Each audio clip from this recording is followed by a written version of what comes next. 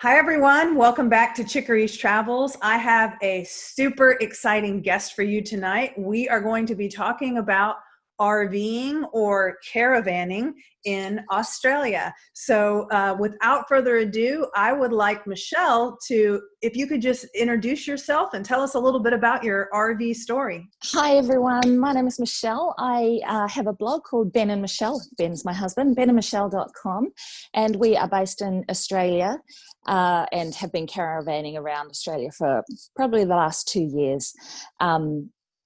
So a little bit about our story. I'm a Kiwi, so I came over to Australia like 20 years ago, met my husband, we got married, went back to New Zealand for about 7 years, and then it was while we were back in New Zealand that we decided that we want to caravan, or we want to RV around Australia. I'd been following various blogs of those superstars in the RVing world like Heath and Alyssa and Gone with the Winds, and I realised it's something that we could do ourselves. So we sold up everything in New Zealand, and 3 months from deciding that we wanted to go, we were back in Australia, bought a car and a camper trailer. So I think you guys call a camper trailer a pop-up tent or a fold-out tent or a tent trailer, something or other. And then we spent the next 5 months travelling around Australia. We started in Sydney, travelled up the east coast of Australia, stopping at some beautiful beach locations. It was just a fantastic trip.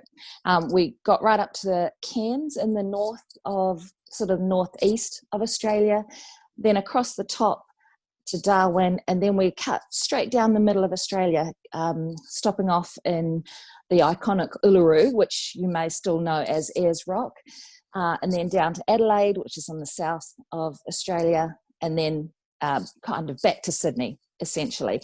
But of course, we ran out of money, and so we stopped in a little town, a regional town called Dubbo. It's in the middle of nowhere, and worked for a year. We sold our camper trailer because we realised that we definitely need something bigger and more comfortable than a tent, essentially. And so we bought a vintage caravan, a 40-year-old Millard 16-foot pop-top caravan. So that's our journey. We've only done half of Australia, but the intention is that now we've actually sold the vintage caravan because it was just too small. And especially with coronavirus, we didn't have a bathroom on board. Being stuck in such a small place when you can't even use the benefits of it, which is to take it anywhere, we decided to sell that caravan, and we've now been renting out holiday homes for the last couple of months, and we'll do that until the world rights itself, if ever it rights itself.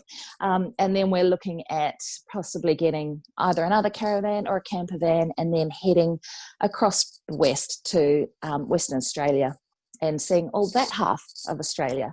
So, it's been a fun ride, that's for sure. It's made me realise how much I love this lifestyle and the travelling lifestyle. And I can't wait till all the internal borders in Australia open up again, and so we can hit the road again. So that's our plans. And that's really quite a lot of travel in 5 months. Sean and I were full-time RVers for 6 years, and we only made it across east to west coast, but only the southern part of the United States. So basically only half of it. And I'll show the overlay map that you created that shows the United States and Australia, so people really get a grasp of how much you really did cover in that amount of time. I do want to ask you a question about your RV because you mentioned the size of it. And I'm wondering, because I know like in Europe, I've seen people and they have like very small RVs. Is it like that in Australia, or do you also have the full range like we have here in the States? I have to say that Australia has much smaller caravans or RVs than in the United States. Where it's very rare to see like what I see on places like your website and others. They're huge compared to what we have in Australia. So yes, our 16-foot was small, but it wasn't that small. Like it wasn't teeny tiny compared to, so a stock standard caravan length here, or travel trailer length, would be probably about 20 feet, 21 feet for a caravan. And anything bigger than that, I mean, like a family of four, like two adults and two children, they'd have a bunk room in there as well. So they may go up to maybe 24 feet, but the really large ones we don't see very much at all. And if they are large, they're generally a converted school bus or a converted bus or coach. And the problem with the large rigs here is that we have very small caravan sites. So I'll just tell you a little bit about our caravan parks, or RV parks, whatever you guys call them. They're small enough that you would fit your caravan. You would be able to open up your awning to one side, and if you're lucky, you could put your car on the other side of the awning. But generally what it is that you have, your site is just big enough for your caravan, your awning, and your car sits kind of out in front on the roadside, and then there's the next caravan. So you can hear people having arguments, you can hear them snoring even. So it's quite different from what I've seen in RV parks, where you seem to have a lot more room than you can hear people knocking on the next door neighbour's door with our caravan parks. So does that mean that the RVs also then don't have like the slides on both sides? Have you seen how we have those that make them like double wide? Yes, we have a couple of slides, like caravans with slides or motorhomes, but it's not the norm. Like, we're much smaller here, and just not quite as fancy as the RVs that I see in the States. Yeah. Well, yeah, we like to do everything big, right? Yeah. Actually, when my husband and I first started RVing, we had a 44-foot fifth wheel. So it was huge. We've downsized now to a 30-foot fifth wheel, and we like that size. And it also only has the slides on one side. So it really helps, because there are some campgrounds in the States that are small too, especially the older ones. Yeah, see, a 30-foot fifth wheel would only fit into like free camping, or dispersed camping, or into showgrounds where there's no set. There's just a lot more room in the showgrounds here, and it's cheaper. It's not as fancy facilities, but it fits those big rigs. So yeah, that 30-foot fifth wheel would be a rare sight around here. So I do want to ask you a few more questions about the campgrounds. So here, we have a range of campgrounds, but the top end ones that a lot of people like to stay at are what we call full hookups. So you have like water, power, and sewer right at your site. Do you guys have similar type of setup? Similar-ish. The biggest difference is that we don't have full hookups. So I would say 99.9% of caravans, RVs, motorhomes, and camper vans here in Australia don't have black tanks. They only have a cassette toilet. So you're having to pull that cassette out, walk to the dump station, or to dump the black water tank and grey water. So at each site, you would just have power and water and a drain for your grey water. So, and we don't have a wide range of types of paid camping. So you've got a caravan park, which most of them are like I described, very small sites. But what makes it, I suppose, a high-end campground for here in Australia would be the facilities. So some of the more pricey campgrounds would have a cafe on site, and some pools or playgrounds and jumping pillows for the kids and activities and things like that. I've seen a couple of your reviews of campgrounds in the States where you've got like space around you and a beautiful view, and like your closest neighbor is maybe 10 or 20 meters away, rather than right next door.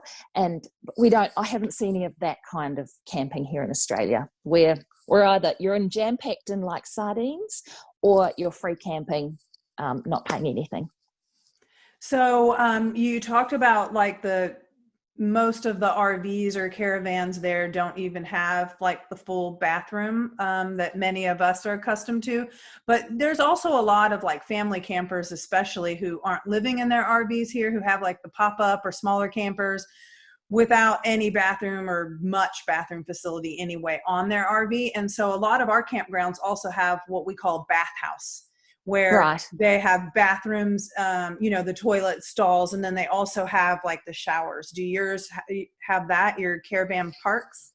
Yes, our caravan parks all have the facilities like that, because I would say, I mean, most of all new caravans here would have a bathroom on board, but a lot, there's still probably 50% of, maybe not that many, but maybe 30% of the caravans in a caravan park will not have a bathroom. They're in tents, so they do need to use those facilities. Most caravan parks would have bathroom and toilets and a laundry room, and some will have kitchens as well, and like a TV room, that, a big room that people can congregate if they want. So I think the size of the sites, though, is the biggest difference that I've noticed between here and your campgrounds in the States. And another very popular thing to do for people in the States who love RVing is to go to our national park system. And we also have campgrounds within those national parks. Does Australia have something similar to that? Yeah, we do. We've got lots of beautiful state and national parks here in Australia, and they do have camping there. More often than not, the campground facilities are basic, which I'm presuming is similar for you. And so a lot of the time, the toilets will be a long drop and no shower. So, go and swim in the lake or at the beach or something, and that's your wash for the day. They are more basic. So if you've got a self-contained vehicle, it makes life so much easier and nicer. And often the only thing that you will get at a national park campground is water only, not even power. So Yeah, and many of ours are that way too. Ours often will have some power. So when we talked about the different size of RVs, because our RVs are different sizes, the smaller ones can have a smaller, I guess, amperage of power, 30 amp. And then the larger ones that have all these fancy gadgets need 50 amp. And that's the one thing we usually give up if we stay at a state or national park here, is that you'll only have the 30 amp power, and you might have water, but not sewer. So it sounds like it's kind of similar there, as you're going for the natural surrounding, not all of the things at the campground. Right. Yes. Yeah. That is the same here. I didn't realize that about the power. You either have 240-volt power here. Don't ask me anything more about power, because I don't know. I know, that's why I said, I know it's 30, 50 amps. So I have a question. One thing that we do here, like when we don't have the power, is that we have, in our RV, we've put solar on the roof.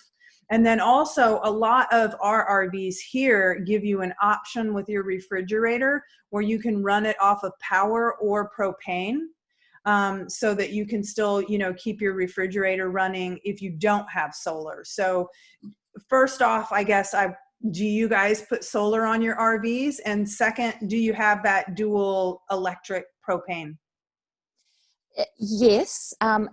It's actually great. There's a lot more emphasis on solar power here in Australia now. I mean, we have sun, so much sun that it makes sense. But a lot more caravan manufacturers here in Australia are, if they're not putting solar panels on for you, they're wiring it or setting it up so that you can put solar panels on in the future if you want to. So there is much more of an emphasis on that, which I love. I think that's great. So yes, we are going more and more towards solar. And then what was the second question? I forgot already. Propane. Oh yes. So yeah, it seems that our older caravans are the ones that have a three-way fridge. So it's both types of power, the mains power, battery power, or propane or LPG as we call it. But that's not as popular anymore. Most people are going to the compressor fridges, which can work on electricity, and they're more efficient apparently for battery power. So yes, we do have the three types of power. So we can be powered by LPG, but it seems to be waning in popularity. More and more people are going towards the solar setup now. And the solar is so great when you're doing boondocking or dispersed camping. Do you guys call it boondocking? No, we call it free camping. Okay. Well, hey, Yeah, it is free. That's what we like about it. yeah. And it's actually really popular here in Australia. Of course, as with you guys, it's as long as you're self-contained, as long as you've got your power, you can store water. Most of grey water just gets out on emptied out onto the ground, but more and more caravans now are being produced with a grey water tank for that purpose. Sometimes you're going somewhere where you can't empty out onto the ground. So yeah, we have lots of beautiful free camping places around Australia, and especially as you go more into the interior where it's the outback. So you're not going to pass anyone. No one's going to come past you anyway. It's pretty remote. So yeah, there's plenty of free camping here in Australia. Yeah, that's kind of how it is here too, because the places that are very popular, like here, Florida and the beaches, right? There's not really much of that free camping because they're trying to make their money off of tourism. That's their whole economy down there. But there are some places even interior to the state of Florida where there is some free camping as well. So Yeah. if people are coming to Australia to RV or caravan, do you guys have RV rentals? Yeah, it's mostly motorhomes, so not caravans, because then you've got to rent the car and the caravan. Although we do have Outdoorsy, um, I think I Yeah, think we that's an have it. American brand. Yeah, and Camplify. I'm not sure if you have Camplify, but it's the No. same thing where locals can rent out their RVs. So you'd find a lot more caravans that way, but the motorhome industry is the one, or motorhomes and camper vans. So class C's and class B's would be the most popular rental type of vehicle here in Australia. And you'll get lots of backpackers choosing the camper vans because they're small, they're nimble, and cheaper, and you can get older ones. And the slightly older tourists will get a motorhome because it's more comfortable. You can fit more people. Families will enjoy those. So yeah, it's really popular doing that kind of travel here in Australia. And because you don't want to do a loop really in Australia unless you're here for a long time, you'll fly into Sydney and do a motorhome trip up to Brisbane, for example, or across the Nullarbor plains from Sydney to Perth. You don't want to have to go back because that's to return your vehicle. So a lot of one-way rentals is really popular here. And is gas very expensive? Uh, I I don't know how. I think it is. So we work on liters. So at the moment, we use personally we're using diesel. So it's $1.30 Australian per liter.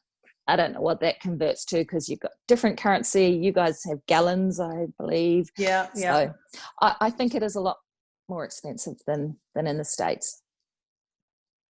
And so when people come there, you talked a little bit about going to the interior. So it's not just the beaches and the coast. Like, what are some highlights that you would say if someone was coming there, like maybe they had 4 weeks and they were going to rent one, what would you personally recommend that they not miss? Gosh. So oh man, look, in the interior, the iconic place to go to in Australia is Uluru, which is right in the middle of Australia. It's the big rock, which used to be called Ayers Rock. Now it's now taken its Aboriginal name of Uluru, and it's just a big rock in the desert, right? And so I was like, I'd read people talking about Uluru being a magical place. And I was like, I think they're just, puffing it up. I can't see how a rock in the middle of the desert could be that interesting. And I went there and I can't stop raving about it. I don't know what it is. Maybe because I'm a New Zealand Māori, so I don't know, land for us is really important. There's that spiritual connection, that cultural connection to land. Maybe that's why I felt such a connection to Uluru. But anyway, I rave about it. We haven't done much of the outback at all because we were quite unprepared. It was too hot for us, and we went from the top of Australia down to the bottom in I don't know, it was about 4 days driving. And so we went through very quickly. And so I want to go back and do more of that. But yeah, that's one place that I think you can't miss in the middle of Australia, or you don't want to miss anyway. But there's so much more than just that Uluru. Yeah, it's a tough question, isn't it? When I put you on the spot like that, because people ask us the same thing. They go, what was the best thing that you saw when you were traveling? And I'm like, oh, are you kidding me? Oh my gosh. Yeah. Well, it wasn't the best. There's so many amazing things that you can see. Yeah. So and I think too, go ahead. Sorry. I was just going to say, I think too, the fact that it's more than about what you're seeing and the amazing places that you're going to. It's this lifestyle that you're living. It's being free to go where you want to go. And it's, I don't know, it's stripping away the having to go to a job, the traffic around you. It's more than just those iconic places that you go to. It's the environment that you've created for yourself. So I think that all adds to it to make it. That's why we all love RVing so much, really. Exactly. I agree. I did think of something else I wanted to ask you, because we talked about campgrounds and we talked about national parks and free camping or dispersed camping. So here in the States, there's something really popular that's starting to take off. It's a program called Harvest Hosts, where there's farms and wineries, and you join this membership and then you can stay at these different places. And there's also another thing called Boondockers Welcome, where there are some businesses, but it's a lot of people's private land that they allow you to stay on. Is there anything like that there where businesses or private landowners allow you to camp there? Yeah, actually, it's quite new here. So a lot of RVers here will download an app called WikiCamps, and that's where all of the paid campgrounds are on there. It's a reference tool, but then a lot of free camping sites are on there. It's that one. It's a kind of app where everyone can add information. So I don't know what that's called. But then a lot of businesses will use that app to advertise their private land as well. So yeah, it's a great way of camping around Australia, because you get to stay on the farm stays, and someone who's got a farmhouse in a beautiful location or in a remote location, and they've just built a long drop toilet and a rudimentary shower, and okay, cool, it's got facilities. Mm-hmm. So yeah, we do have that. And friends of mine, acquaintances from online, they've actually just recently started up a new site here, which is similar to Harvest Hosts. I think it's called campthenight.com.au. I'll send you the link to clarify that one. But it's the similar situation where they're getting businesses on board, like wineries and breweries and things like that, to allow RVers to come and stay on their lands. But other than that, I hadn't heard of anything like Harvest Hosts here in Australia. So if people do come out there, like I said, and they're just taking a month or two to travel, if they are working remotely, do you find that internet is pretty easy to get, or is that a challenge? Well, I find it public or free Wi-Fi, I find very hard to come by. So you've got your malls, your shopping malls, and public libraries and McDonald's and all those kind of places that do have public free Wi-Fi, but it's slow and it's limited to almost nothing. So you couldn't upload a video or anything like that. You can check your emails and your Facebook is what I'm finding the public Wi-Fi to be like. So our internet is all off our phones. We have and we're with the Telstra network, which is the biggest network in Australia, and it has the most cell towers. So we haven't yet, we've been to remote places, but you don't go and stay for a long time in remote places. Well, we don't. So we haven't had any problem with internet as long as you've got a phone with data. And I personally think if you're traveling around, that's the best way to go.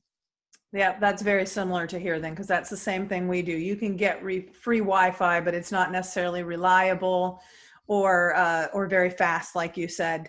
And we do, our campgrounds here actually, a lot of them advertise that they have Wi-Fi, but everyone that stayed in more than one campground knows that that is not really the case. Oh, okay. Yeah. No, our campgrounds, I've not seen one campground that offers free Wi-Fi, well, any Wi-Fi. So yeah, it's not normal here. Okay, so I really appreciate you coming on, but since you're also from New Zealand, before we end the call, I would just wonder if you would share a little bit about, for people who are thinking about maybe also RVing there. Is there a difference between how things are done in New Zealand versus Australia? I think so. Look, I haven't caravanned around New Zealand. You never caravan around your home, really, I suppose. But New Zealand is so much smaller. The roads are small and windy. So yes, we do have caravans, and they're very popular, but just not as many as here in Australia. The more standard way of traveling around traveling around New Zealand would be in a camper van or a motorhome. Camper vans being very popular, just because they're small, they're nimble, and yeah, you can get to all of those beautiful remote places, and you can handle all of the very windy and steep roads. So yeah, it's quite different. We didn't even consider doing this trip around New Zealand because it's smaller. It's definitely beautiful. If you're after some beautiful scenery, and we were talking beforehand about Heath and Alyssa, how they did some videos of their travels around New Zealand, and it's a perfect representation of what it's like. That you go, it's one of those places where you want to travel, stay one night, go to the next place, stay one night, go to the next place. It's not really, whereas here in Australia, for our lifestyle, we find that we like to travel to one place, stop for at least a week so that you can see the town, you can see the surrounding areas, and then move on. In New Zealand, you kind of really just want to stay one night and then keep moving. But perfect, wonderful place to go, to spend a caravanning trip or a campervanning trip. Terrific. Well, thank you so much for coming on. And before we go, real quick, could you tell us again what your two websites are for anyone who wants to learn more about you or about RVing in Australia? Great. So here, our Australian-based website where we talk about our travels here in Australia is benandmichelle.com. But I also started, before that website, I started a website called RVobsession.com, where I was just so obsessed with RVs that I just had to write all about how they're laid out, which is the best ones that I think. So yeah, you'll find lots of information on that website as well. But thank you so much for having me, Julie. It's been great talking to you, and I love sharing about RVing here in Australia, because I think more of you need to come here when borders open, which will be who knows when. But it's a very different, from the sounds of things, it's a very different experience than what it's like for you guys. And I think most of you will just love it. If you love RVing, I really think you'll love RVing around Australia. Terrific. It is definitely on my bucket list. Thank you.